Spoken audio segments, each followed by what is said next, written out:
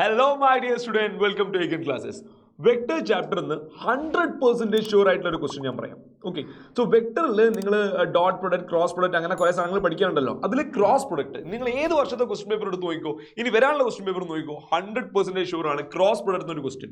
അപ്പോൾ ചില സമയത്ത് ക്രോസ് പ്രൊഡക്റ്റ് ഡയറക്റ്റ് ആയിട്ട് ചോദിക്കും, ചില സമയത്ത് ക്രോസ് പ്രൊഡക്റ്റ് ആയിരിക്കും ചെയ്യേണ്ടി വരിക, പക്ഷേ മനസ്സിലാവില്ല. ക്വസ്റ്റ്യനിൽ എവിടെയും ക്രോസ് പ്രൊഡക്റ്റ് ഉണ്ടാവില്ല, പക്ഷേ അവിടെ ക്രോസ് പ്രൊഡക്റ്റ് ആയിരിക്കും ചെയ്യേണ്ടി വരിക.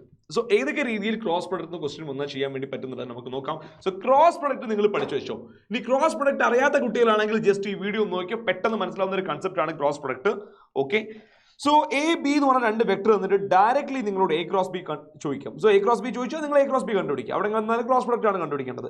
രണ്ടാമതായിട്ട് a unit vector perpendicular to both A and B. കേട്ടു വെച്ചോ, unit vector perpendicular to both A and B. Unit vector വിട്ടേക്ക്, vector perpendicular to both A and B. Vector perpendicular to both A and B എന്ന് കണ്ടു കഴിഞ്ഞാൽ അവിടെ cross product ആണ് കണ്ടുപിടിക്കേണ്ടത്. So unit vector എന്ന് പറഞ്ഞാൽ ക്രോസ് പ്രൊഡക്റ്റ് കണ്ടുപിടിച്ചതിന് ശേഷം യൂണിറ്റ് വെക്ടർ കണ്ടുപിടിക്കണം. പിന്നെ find area of parallelogram whose sides are represented by the vectors എന്ന് പറഞ്ഞിട്ട് ഈ രണ്ട് സൈഡ്സ് തരികയാണെങ്കിൽ ഓക്കെ, സോ പാരലോഗ്രാമിന്റെ area, find the area of the parallelogram എന്ന് കണ്ടു കഴിഞ്ഞാൽ അവിടെ ക്രോസ് പ്രൊഡക്റ്റ് ആണ്. ഓക്കെ, അതേപോലെ തന്നെ വെക്ടർ തന്നെ find the area of triangle whose sides are represented by, ഇവിടെ സൈഡ്സ് ആണ്, സോൾസ് അവിടെ ഉള്ളത്, whose sides are represented by. Okay, so പാരലോഗ്രാമിന്റെ ഏരിയ, ട്രയാങ്കിളിന്റെ area, vector perpendicular to both A and B. പിന്നെ ഈ പറഞ്ഞ പോലെ ക്രോസ് പ്രൊഡക്റ്റ് ചോദിച്ചാലും ക്രോസ് പ്രൊഡക്റ്റ് ചെയ്യാം. ഓക്കെ, സോ ഇതെല്ലാം എങ്ങനെയാ ചെയ്യാന്നുള്ളത് പറയാം. സോ ഫസ്റ്റ് ഓഫ് ഓൾ ഇവിടെ ക്രോസ് പ്രൊഡക്റ്റ് കണ്ടുപിടിക്കാനാണെങ്കിൽ എ ബി എന്ന് പറഞ്ഞ രണ്ട് വെക്ടർ തന്നിട്ടുണ്ട്. സോ എ എന്ന് പറഞ്ഞ വെക്ടർ എന്താണ്? 2 - j 3, 2 - 1 3 അല്ലേ, 2i - j + 3k. ഇത് എ എന്ന് പറഞ്ഞ വെക്ടർ. ഇനി ബി എന്ന് പറഞ്ഞ വെക്ടർ നോക്കാം നമുക്ക്. 1 1 - 1 i + j - k, i + j - k. ഇവിടെ i ആണ് ഇത്. Okay, i + j - k. So ഇവിടെ എ ക്രോസ് ബി ചോദിച്ചാൽ നമ്മൾ എന്താ ചെയ്യേണ്ടത്? എ ക്രോസ് ബി ചോദിച്ചാൽ പിന്നെ എ ക്രോസ് ബി കണ്ടുപിടിക്കാം. ഓക്കെ, എ ക്രോസ് ബി എങ്ങനെയാണ് കണ്ടുപിടിക്കേണ്ടതെന്ന് അറിയാത്തവരുണ്ടെങ്കിൽ ജസ്റ്റ് ഒന്ന് ശ്രദ്ധിച്ചോ.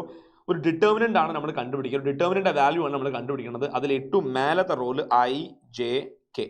ഓക്കെ, ഇതാണ് ഏറ്റവും മേലത്തെ റോള് വേണ്ടത്.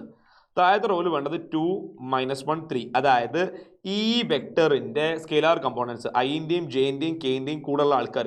സോ 2 ഇവിടെ -1 ഇവിടെ 3.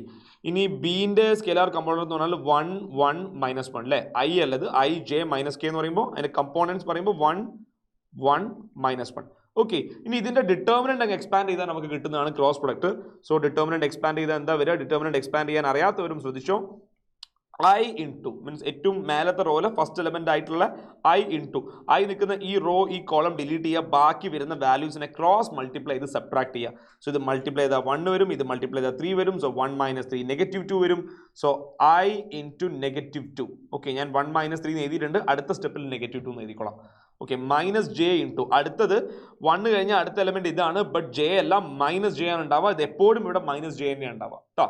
ഓക്കെ, -j ഇൻറ്റു ഇനി ജെ നിൽക്കുന്ന ഈ റോയും ഈ കോളവും ഡിലീറ്റ് ചെയ്താൽ ബാക്കി 2 ഇൻറ്റു -1 വിച്ച് ഇസ് -2. പിന്നെ ഇത് -3. സോ -2 - 3 പ്ലസ് കെ ഇൻറ്റു ചോദിച്ചു കഴിഞ്ഞാൽ കെ ഇൻറ്റു എത്ര വന്ന് 2 - -1 വന്ന്. സോ 2 - -1 തന്നെ ഞാൻ ഇവിടെ ചെയ്താൽ 2 - -1 എന്താ 3 അല്ലേ.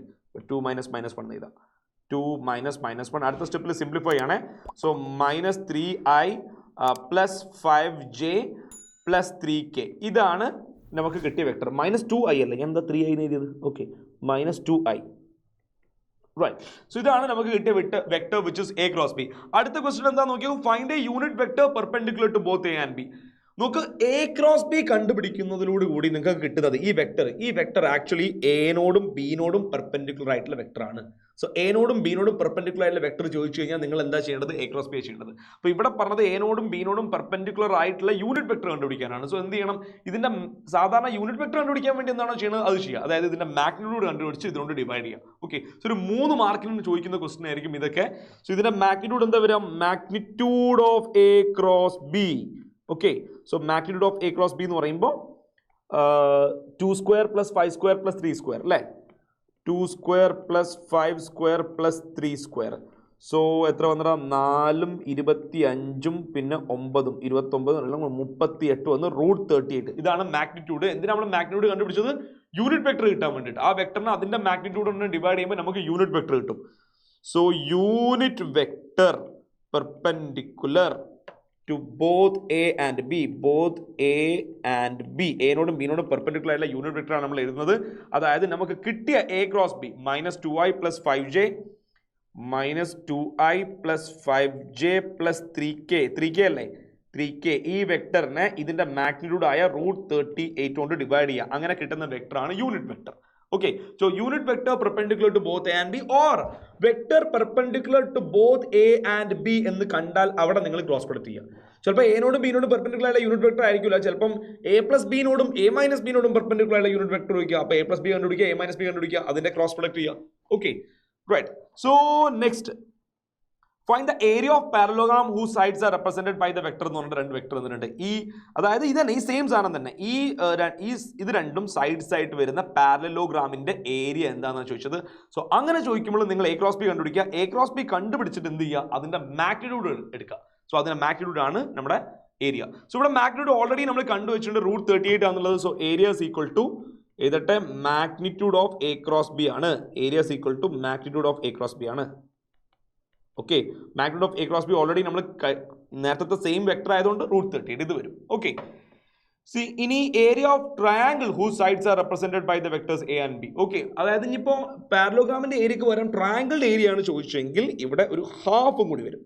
Okay, so area is equal to half into magnitude of a cross b. അപ്പോൾ ഹാഫ് ഇൻറ്റു √38 വരും. സെയിം വെക്ടർ തന്നെയാണ്, അതുകൊണ്ട് √38, ഹാഫ് ഇൻറ്റു √38. സോ വെക്ടർ ചാപ്റ്ററിൽ ഈ ക്രോസ് പ്രൊഡക്റ്റ് നിങ്ങൾ പഠിച്ചു വെച്ച് പോവുകയാണെങ്കിൽ ഇതിൻ്റെ അകത്തുള്ള ഈ 3 മാർക്കിന്റെ ക്വസ്റ്റൻ എന്തായാലും ചോദിക്കും. പിന്നെ അതിൻ്റെ അകത്ത് ചെറിയൊരു ഭാഗം കൂടി ചോദിക്കാനുള്ളൂ അല്ലേ, അത് നമുക്ക് പറയാൻ വേണ്ടി പറ്റില്ല. ഇതായിരിക്കും ചിലപ്പോൾ ഡോട്ട് പ്രൊഡക്റ്റ് എന്നാവാം, ഏതെന്ന് വേണമെങ്കിലും ആവാം. ബട്ട് ക്രോസ് പ്രൊഡക്റ്റ് നമുക്ക് 100% ചോദിക്കുന്ന ഒരു ഭാഗമാണ്. അപ്പോൾ ഇത് പഠിച്ചു വെച്ച് പോയിക്കോ, എന്തായാലും യൂസ്ഫുൾ ആവും. ഓക്കെ, സോ ഇതുപോലത്തുള്ള യൂസ്ഫുൾ വീഡിയോസിനായിട്ട് ഈ ചാനൽ ലൈക്ക് ചെയ്യുക, സബ്സ്ക്രൈബ് ചെയ്യുക. പിന്നെ നിങ്ങൾക്ക് വേണ്ട വീഡിയോസ് എന്താണ്, ഏത് ടൈപ്പ് വീഡിയോസാണ് നിങ്ങൾ കാണാൻ ആഗ്രഹിക്കുന്നത്, അങ്ങനത്തെ കമൻറ്റുകൾ എന്താണ് നിങ്ങൾ കാണാൻ ആഗ്രഹിക്കുന്നത് അത് നിങ്ങൾ ഈ വീഡിയോൻ്റെ താഴത്ത് കമൻറ്റ് ചെയ്യാം. ഓക്കെ, സോ അടുത്ത വീഡിയോയിൽ മീറ്റ് ചെയ്യാം. ബൈ.